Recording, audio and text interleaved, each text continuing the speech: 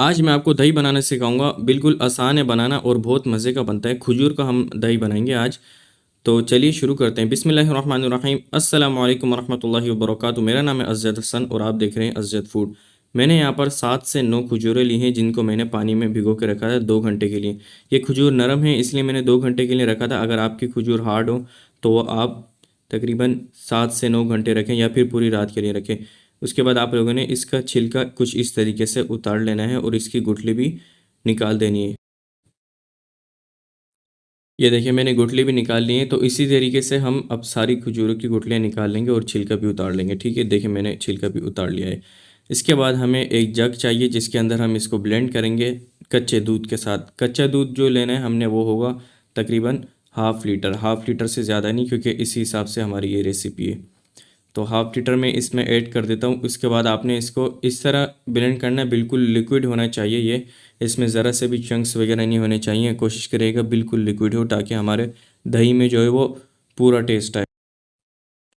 तो मैंने इसको अच्छी तरीके से ब्लेंड कर लिया है। अब मैं इसको किसी भगोने में निकालूंगा। उसके बाद हम इसको दूध को अच्छी तरीके से पकाएंगे। साथ साथ आप दूध का जो भगोना है उसमें जो अच्छी तरीके से चम्मच भी चलाते रहें और उसकी जो हीट है वो तकरीबन नॉर्मल होनी चाहिए आपके चूल्हे की। इसको साथ साथ चलाते रहें। जब बॉईल हो जाएगा उसके बाद मैं आगे आपके बताता हूँ आपने क्या करना है। ये देखिए बॉईल आ गया है। इसको अब हमें चाहिए एक खूबसूरत सा बर्तन, मट्टी का बर्तन भी जिसको हम बोलते हैं।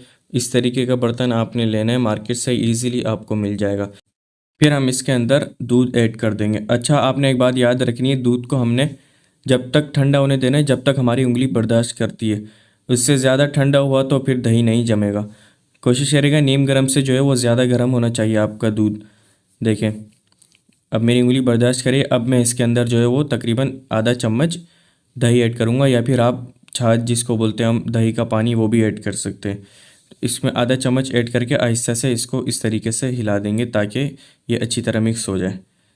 अब इसको हमने किसी अच्छी सी प्लेट से ढकना है ताकि इसकी हवा ना निकले और इसको 3-4 घंटे के लिए इसी तरह छोड़ देना है।